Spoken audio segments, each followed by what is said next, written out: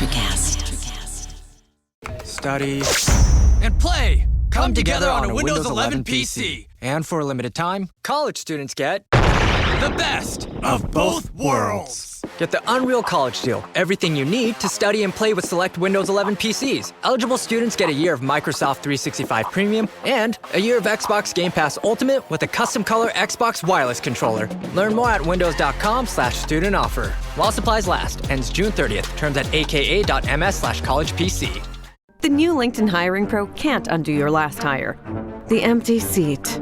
Who was actually just that, an empty chair in your office because you couldn't find someone to fill it. So it just sat there costing you money with all its fancy ergonomic features. But LinkedIn Hiring Pro can make it easy to fill that seat with the right candidate. With nearly 60% of businesses finding someone to interview in the first week alone. Hire right the first time with LinkedIn Hiring Pro. Post a free job today at linkedin.com/quality. And welcome to the Money Round. I am the Money Coach. Join with me, Dime the Bomb on the ones and twos, keeping it real up in the field. And we're brought to you by Extreme Training, where the elite come and train with the elite. And also brought to you by Spartan Combat. Shout out to Nick Garone. And one of our Spartan athletes is on today, Yianni D. How do you pronounce your last name? Diakomihalis? That's it, Diakomihalis. I said it right. All right. So, Yianni was, well, you're number what? The sixth four-time NCAA champ? I think the fifth. I think it went Smith, Kale, Dake, Stever, then me. Wow. So just a crazy run. I remember, you may not remember this, Johnny, but remember when we did an Olympic Training Center camp in Ohio? Yes. I think it was my first year as a cadet. Yes. Yeah, that was probably the best Olympic Training Center camp, even though it wasn't at the Olympic Training Center. It was at Spire Institute that time. That was probably the best as far as talent-wise, the best camp I've been a part of as far as age group levels. Yeah, I mean, we had all those guys there, and we had a lot of guys who were really good that, they were like junior age. There was probably 30 or 40 really good kids there. It was you, Vito, I want to say Fix and Spencer Lee came later. I know Spencer Lee came later. I don't know if Fix was there that day. David Carr was there. Gable Stevenson. Roman. Everybody. Man, that thing was crazy. Mason Manville, who was a super stud at that time. Kermit Henry was on the team with us. McHenry was on the team. Yeah. No, that was a good team we had that year, too.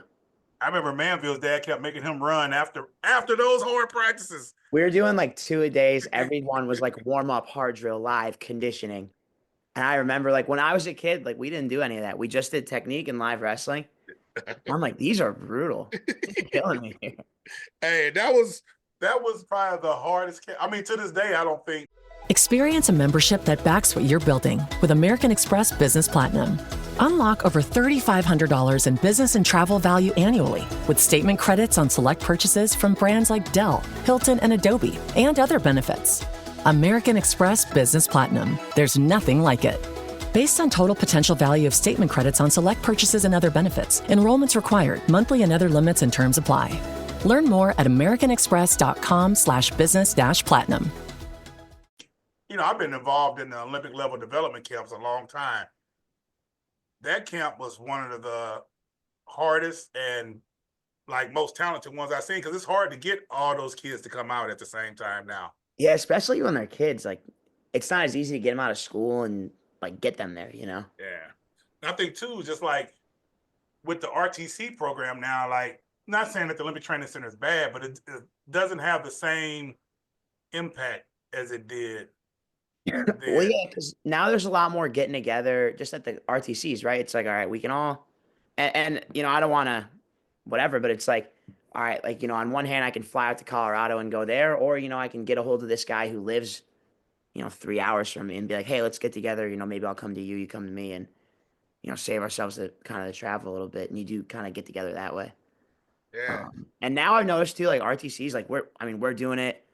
You see like UPenn and Penn State does it, Oklahoma State, right? Bringing in like the international guys too.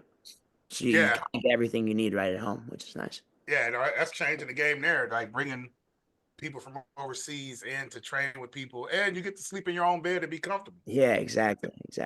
I think that's the difference I see now changing is even at the senior level, like people want to sleep in their own bed and the old Rocky mindset of I got to go out somewhere, be miserable for 4 months Yeah. and then go fight is kind of leaving.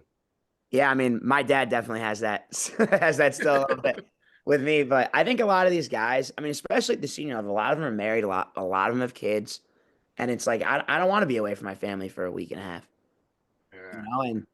and that's like the sentiment I hear a lot. A lot of these guys like they have their routine, you know, down to maybe it's not a science, but they have it down the way that they want. I wake up at this time, I eat these meals, I train at these times with these guys, these coaches. Um, And I actually am a fan of mixing it up now and again. Like I've gone and trained overseas. I go to the training center. I'll kind of go to a couple different places just to keep exposing myself to different stuff. But I think a lot of guys, for every guy like me, there's a guy who just like he wants to do what he does, and he's like, this is what makes me win, and I don't want to do anything else. I want to do that. All right, so let's get into it. Like, how did you get into wrestling? Like, what got you into wrestling? Yeah. So my dad, he started wrestling, I think, in middle school. Kind of not on a whim, but just someone brought it up to me. Suffering from dry, tired, irritated eyes? Don't let dry eyes win. Use Sustain Pro. It hydrates, restores, and protects dry eyes for up to 12 hours. Sustain Pro. Triple action dry eye relief. He did it. Right. He wrestled all through college. He was a Division III All-American. He wrestled at RIT, which is a college in Rochester where I grew up. And when we were kids, young, maybe 5, 6 years old, me and my brother, he wanted me to wrestle because he was like, I want my kid to be tough. I want him to be disciplined. And, like, especially like my dad talks about, like, we grew up, like, I grew up well off. Like, my dad's like, I want him to struggle, but I don't want it to be like a serious thing, right? I'm going to create a problem. So I'm going to make him wrestle. I'm going to push him really hard. And he's going to learn how to overcome adversity and kind of like toughen up that way. And then he makes a joke like, it stressed him out so much watching me compete that he was like, I'm just going to get him so good. I don't have to worry about it anymore. And it's like the opposite. The better you get, the better I got, the more stressed out he got, the more we, Yeah. and now we're here. That's awesome. So, you have 2 little brothers, right? You're the oldest? Yep. So I'm the oldest. I've got a younger brother on the team at Cornell. He's a junior this year. I got another younger brother. He's a senior in high school. He's the big one. He's going to be at 84 Now, pounds. I didn't recognize him, but I was like, what the heck? He got so huge. I know. He was a little meatball. When he was 8 or 9, he was probably 100 pounds and really chunky. And then I remember, like, I left for college. He was young. I'm 7 years older than him. So he was in, 5th grade or something when I left. And I came back for Thanksgiving. Like, I was gone for 3 or 4 months. He grew like 7 inches. I was like, what happened to you? He's like, what do you mean?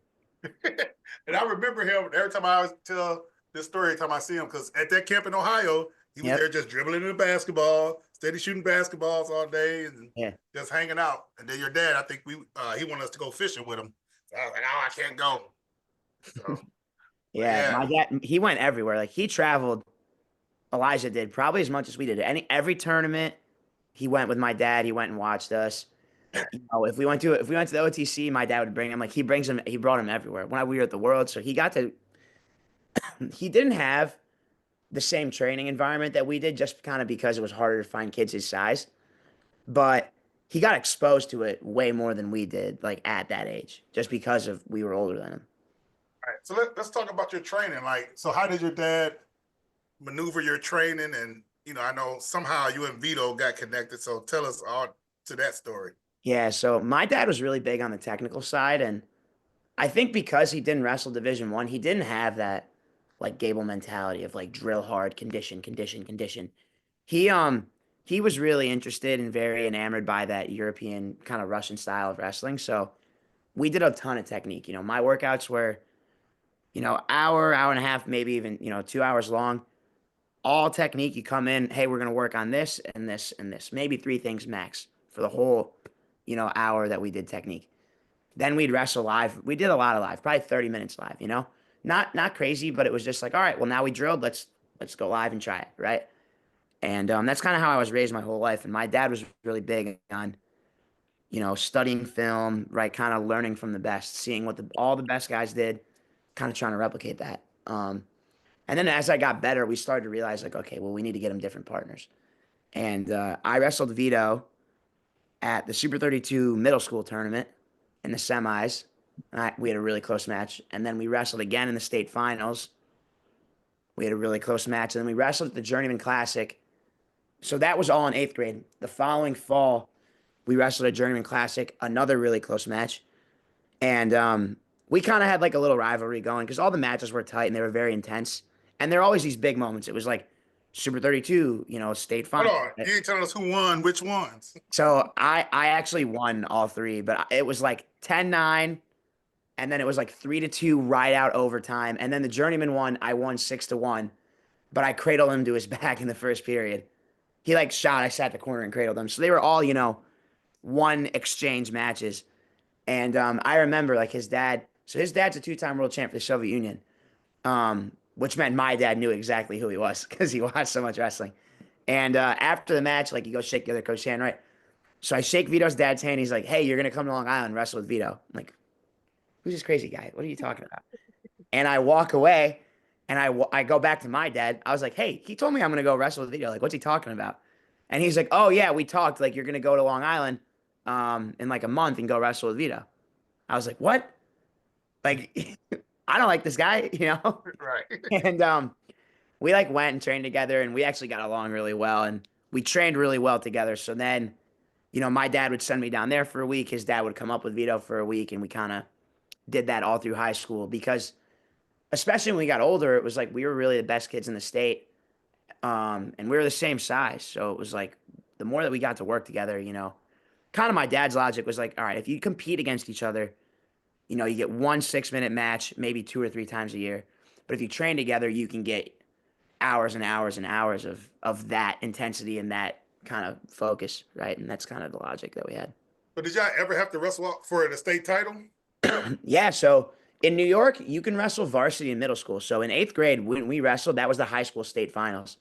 We were the only undefeated kids in the bracket, and we like met in the finals. So, and it was in 8th grade, like winner of that, like, on paper was going to go on to win 5 state titles, which is a big deal. There had only been one guy before that. It was Troy Nickerson. And I beat him, and then he won out. So he won 4. And then I won my freshman, sophomore, junior year. My senior year, I had surgery on both my elbows, which pulled me out of the season.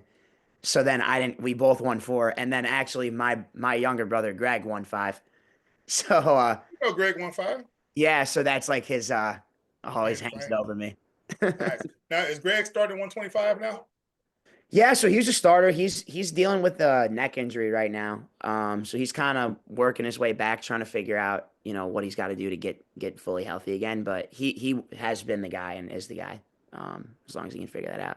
Now, I remember talking to your dad, and I just remember him saying, like, man, I'm so glad my son didn't go through this whole recruiting process. Like, we knew where we wanted to go. We did it.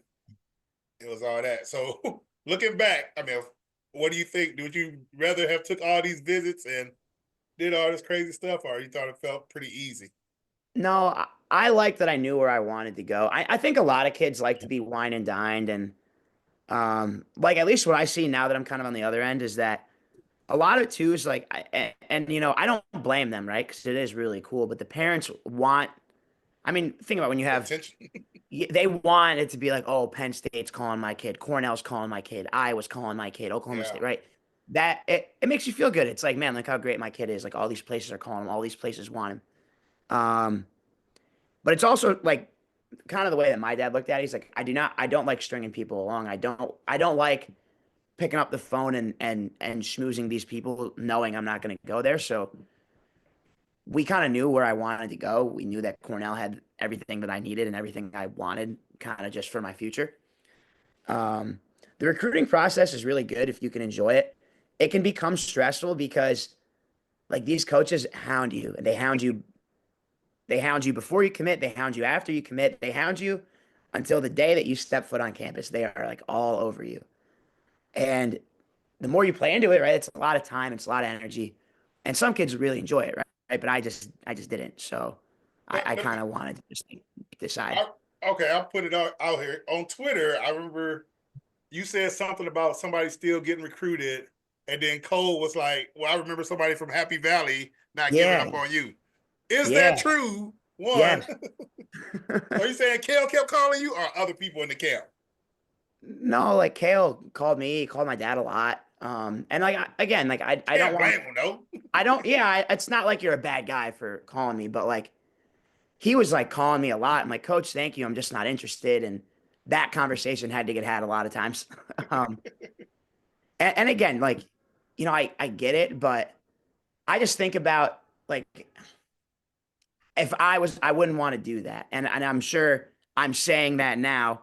And someday as a coach, maybe I'll call a kid who's committed and everyone's going to be like, oh, look at Yianni. Like, oh, you're the best. Like, so it's not like I blame it. It's not like, oh, you're a bad guy for doing that. I didn't like it. It made me really uncomfortable as a recruit. But I'm very big and this is, like old school or whatever, but I'm very big, like on the value of my word. Like I said I was going to do this, even if like, and that's what I told him. I was like, even if you got me to change my mind, I'm still going to Cornell because that's what I said I was going to do. Gotcha. So for me,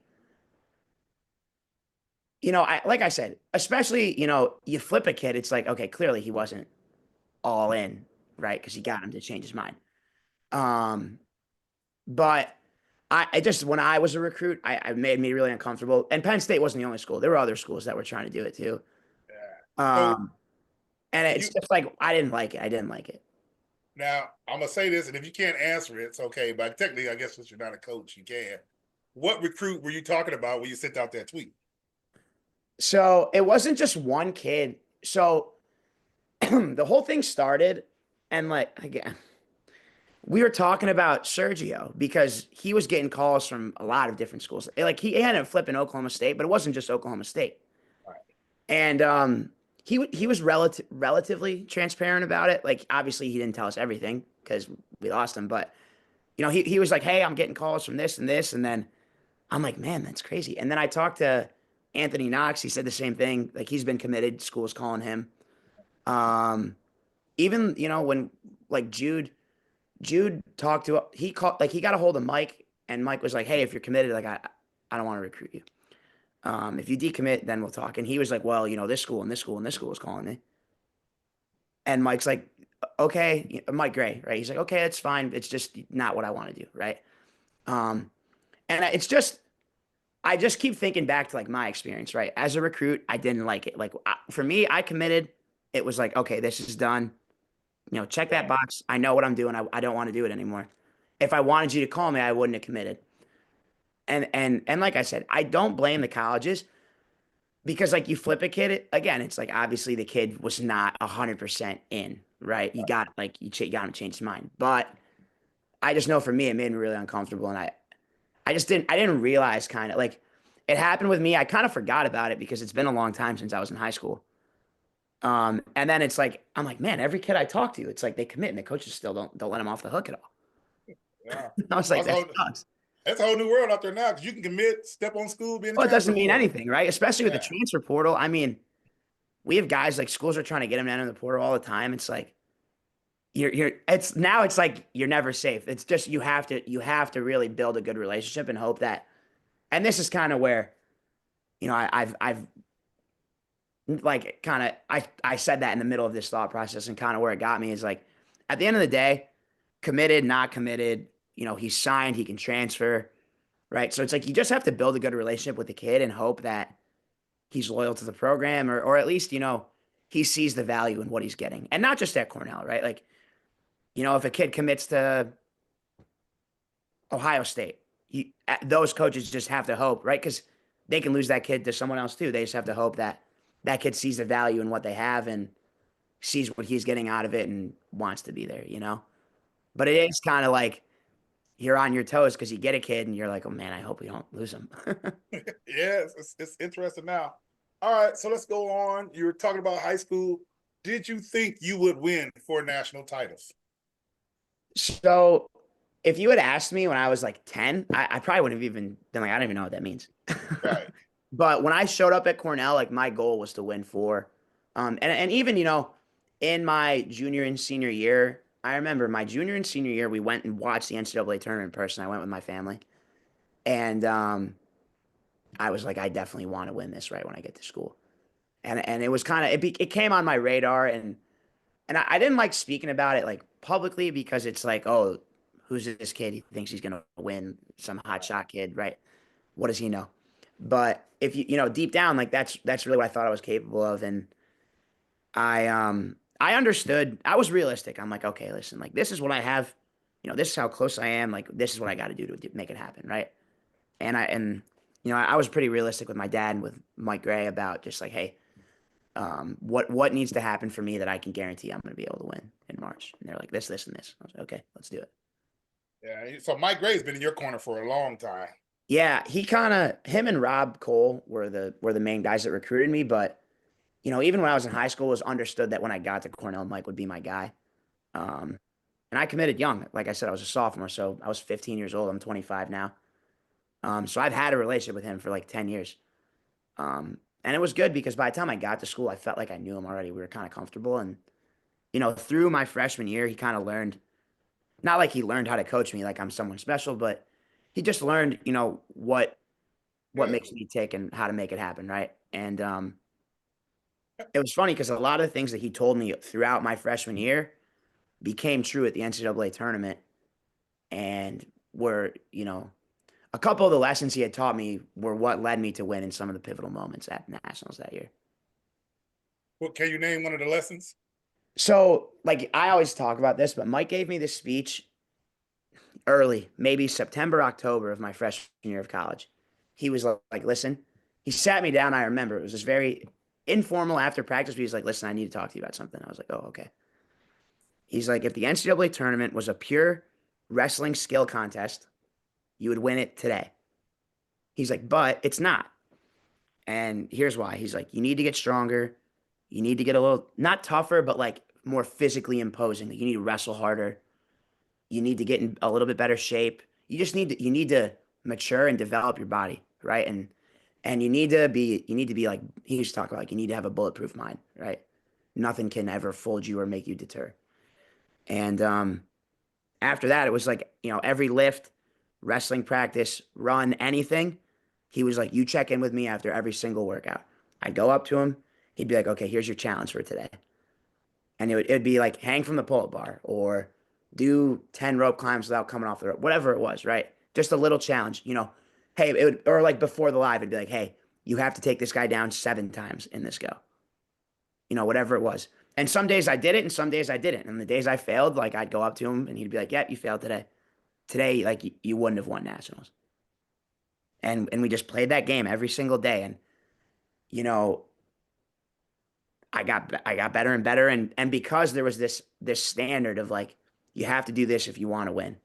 And it was good. Like the way it was handled was good. It was never emotional. It wasn't like I was in trouble. It was just like, yeah, didn't do it today. Try again tomorrow. Try again in the next workout this afternoon, whatever it was. And then it like, when it came time, it was like, I was losing in a lot of those matches. I tore my ACL. It was all adversity. Like none of it had to do with the skill. It was just like, how much can you handle?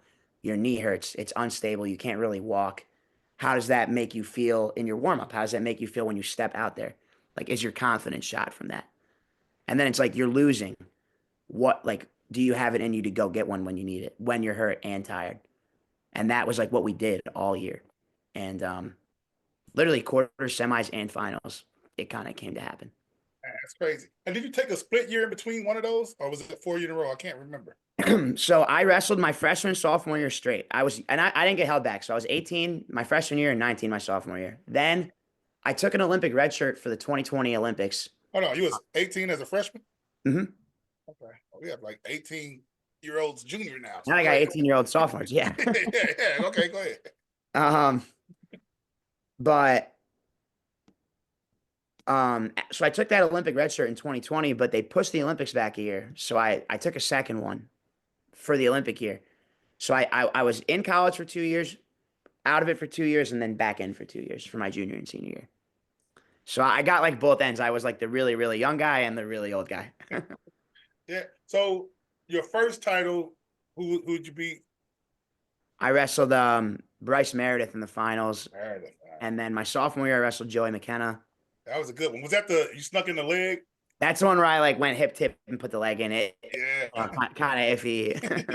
Hey, they called it. They called it. I always say like in that match. So earlier I like hip tipped him and put him on his back, and didn't get a takedown, and then and I totally thought it was, and then at the end of the match, like that takedown's kind of like maybe not, and I'm like, you know what, is a makeup call, and Yeah. then we went to overtime and kind of I feel like it worked out where it was like we each had a bad call, and then we went to overtime and like winner got it. Yeah. Sure. And then my junior year I wrestled Lovett. Senior year I wrestled Sasso. Oh, okay. Yeah. I love his stuff too. Yeah. I saw watch. He almost lost to you and I today. Yeah, I saw that. That was a good duel. There were a lot of good matches. I know you and I. They look tough. They're tough. They wrestle tough. All right. So, let's talk about your world championship run. I know you ended up wrestling the Iranian in the finals, and he became like a breakout star kind of after that. Yeah, he's very good. So I wrestled this guy, Vazgen Tevanian from Armenia in the first round. He actually had beaten me in the Worlds the year before. Huh? And that match meant a lot to me because I feel like when he had beaten me, it was my first world championship, and I'd always kind of struggled with that style. So he's a little bit shorter. He's like 5'3". He holds really good positioning. He kind of just like doesn't do much, Yeah, they all kind of like that. Yeah, just real tight, sits there, capitalizes on your mistake. And I had to be really patient. Like I didn't score a takedown until the last minute, but the whole match was just like fake and pull, like warm down. And I ended up winning that match 4-0. I got like a shot clock and a push out, or maybe 2 shot clocks. I don't remember. And then a takedown. And I remember that match like gave me so much confidence for the rest of the tournament. I felt like after that I was like rolling. I wrestled a Bulgarian who was all right, and then I wrestled Bajrang in the quarters and tech followed Rivera in the semis, and then I ended up getting beat in the finals by that Iranian. That's crazy, bro. So how many world teams did you make before making it to the finals? So I'd only made one. I lost in 2019 to Rutherford in that like weird wrestle off. Oh yeah, that was crazy. Yeah, how about that one?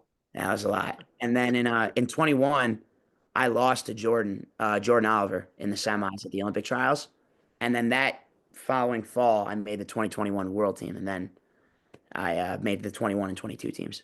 Man, that's right. And Oliver was up there training with you for a while, right? Yeah, he was there. He was in Ithaca when I beat him at the Open, and then he ended up moving down to North Carolina the year after that. So like the 2020 year, he was down in North Carolina for 2 years, and he beat me in the semis. They were both tight matches. The one I beat him, I think he got a little worn out, and then at the trials, I actually was winning. He pushed me out with like 5 seconds left. He got to my leg and just like ran me off. Dom, you got something for him? Yeah, Yianni, so out of your whole wrestling career, would you say, is there one moment that stands out more than the other ones or means the most to you? I don't know if this is a good thing or not, but I definitely put more weight on my losses than my wins. I'm the kind of guy I feel like when, if I won I won my 4th NCAA title and we have a reception after, and I just kind of like went and gave my speech and like went home and went to bed,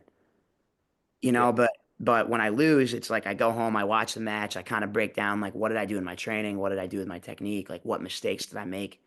I'm really critical of that. So I think there's a couple of losses that stand out where after I lost, I like made one of those.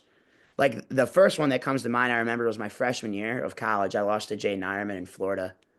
I was up 6-3, not a lot, 30 seconds left. I took a shot to try to just go get another takedown, and actually I got cradled to my back and lost. And I was really upset, but I remember that was right in December, right after Christmas. And I remember, for the next 3 months, it was like I could not have possibly worked harder and been more focused. And I feel like if I hadn't lost that match and was undefeated going in, I don't know if I would have won. I made a pretty big jump after losing that match. And I think that's like a general trend with me is, when I'm winning, that's great, but I actually wrestle really well after a loss. It almost like inspires me to be like, oh, what am I? And kind of reevaluate everything. It would be nice to do that without losing, but I feel like I always have to. Not I have to. I make a jump after I lose. Usually. So, so Dom is a college wrestler now, just in his freshman season. You can give any kid that's wrestling in college advice to maybe even win one national title or just have the best experience of becoming a great wrestler. What would you tell them? The one thing that comes to mind is that, you know, a lot of college wrestling is about like going out there being tough, right? Go be tough, go wrestle hard, go get the guy. And that's actually very true. But 9 times out of 10, the best wrestler ends up winning. And you have to wrestle hard. You have to be tough. You need all those things, right? Like that's like that speech Mike gave me. But you can do all of these things. And if you just don't have the skills for it, it's really difficult, right? And you can tough your way through it, but it's just like, don't forget to learn how to wrestle, right? And continue to every day, like when you come to the room, it should be with a purpose of like, I'm going to improve. And you might not know what you're working on, but your goal, like every day that you leave practice, is to be like, I did get better. And if you feel like you didn't, maybe you shouldn't leave yet. You know what I mean? It's like, all right, maybe I'll stay after for 20 minutes. Let me work on this. Hey, like this workout, I don't know, it didn't feel great. Let me grab a guy and just like work on, you know, my single leg for 10 minutes, right? Whatever it is. But don't be afraid to take it into your own hands and be like, did I get better today? And if I didn't, you know, maybe talk to a coach or just look within yourself, like, what do I need to do? Awesome. Interesting too. So even dealing with my team now, I'm thinking like, yeah, we got to get tougher. Like, especially after Super 32s, we thought the guys were not tough. But then, you know, now I'm saying, okay, they're getting tough, but now we don't have the skills to finish a single leg. Yeah. It matters. You know what I'm saying? Yeah. Well, and it's like, especially when you're younger, like sometimes you are, it is like, you got to get tougher, but it's not like every time you lose, it's because you weren't tough, right? Yeah. Usually when you lose, it's like you made a mistake. You did something wrong. Right. And maybe it is like a grit, you know, but I would say, you know, 8 times out of 10, it's a skills issue. Right. And then, you know, every once in a while you lose a match where it's like, hey, that was cowardly of you. That was weak, you know? Yeah. All right. We're about to jump into a money round. We're going to hit it fast. All right, you ready? Rapid fire. Pizza or hamburger? Burgers. Pineapple. Does pineapple belong on pizza? No. Chicken or steak? Steak. Popeyes or KFC? KFC. Chick-fil-A chicken sandwiches or Popeyes chicken sandwiches? Chick-fil-A. Do you call it pop or soda? Soda. Would you rather have ghosts or roaches in your house? Ghost. Yeah, that's a good answer. Good answer. Good answer. Tennis shoes or sneakers? Sneakers. Double or single? Single. Defense or offense? Offense. Freaks or Rulons? Rulons. Yeah, Rulons are pretty good. Sprawl or head blocks? Down block, head block. Head norm or body lock? Body lock. Spladle or cradle? Cradle. Batman or Superman? Batman. I literally have a Batman mask right here. Okay. Marvel or DC? DC. DC. Dogs or cats? Dog. Would you rather be attacked by a shark or a tiger? Tiger. Tiger. All right, big one right here. Five Guys or In-N-Out Burger? See, like I really like In-N-Out Burger, but some of it I think is because it's like out west and I don't get to have it, that it's like a novelty. I'm gonna go In-N-Out, but that might be the wrong answer. No, I think it's the right answer. But Dom, his In-N-Out experience, he says it's not as good. Like I love In-N-Out, but I think I just associate it with like going on a trip. Right. One time only. Like, oh yeah, it's like, oh, I can get in and out on this trip. All right. Tournament or tournament? Tournament. Guts or laces? Gut. Android or iPhone? iPhone. State or states? States. Oh man. Ultimate ride out, top or bottom? Is it high school or college? Ooh. High school, I'm taking top for sure. Right, high school. High school, I'm taking top. All right. Chicken, boneless or traditional? Bone in. Flats or drummies? Drum. Ranch or blue cheese? Ranch. Loyalty or respect? I'll go loyalty. Jordan or LeBron? Jordan. Dumbbells or kettlebells? I'll say kettlebells for Meyer. Kettlebells or Meyer. All right. On your hot dog, ketchup or mustard? This might be crazy, but I would have told you both. But if I had to pick one, I'd say mustard. Mustard. There you go. That's a grown man decision. All right, Yianni, tell us what we can expect next. We got a minute left. So tell us what's next for you. Are you going anywhere in February or what's going on? Still kind of recovering from my shoulder. For me, next time you see me, it'll probably be the U.S. Open. 70 kilos, going to try to make that team. Nice, nice. Any new shoes coming out? I know the kids love those blue shoes. Yeah, so keep an eye out. We're going to do a giveaway very soon, and then we're going to do a poll actually on social media, and we're going to let the fans pick what the next pair of shoes that release are going to be. Awesome deal. Yianni, thank you for coming on. We appreciate you. Thank you for having me. Thank Appreciate you. it. Business owners, Sundays drive traffic, and NFL Sunday Ticket makes them drive more. Get every live, out-of-market Sunday afternoon game at your venue, and right now, through June 30th, you can get 15% off and up to 6 free streaming devices, exclusively through EverPass. One platform, every location, every Sunday. Limited time offer, subject to terms and conditions. Go check out the Money Round on Electric Cast with yours truly, the Money Coach, giving you all the best knowledge in wrestling, college wrestling, international, freestyle, high school, having the top athletes in the game, the best coaches in the game, and also the best MMA guys across the world. Check us out on the Money Round. Great comedy, great insight, and great conversation. The Money out. Electricast.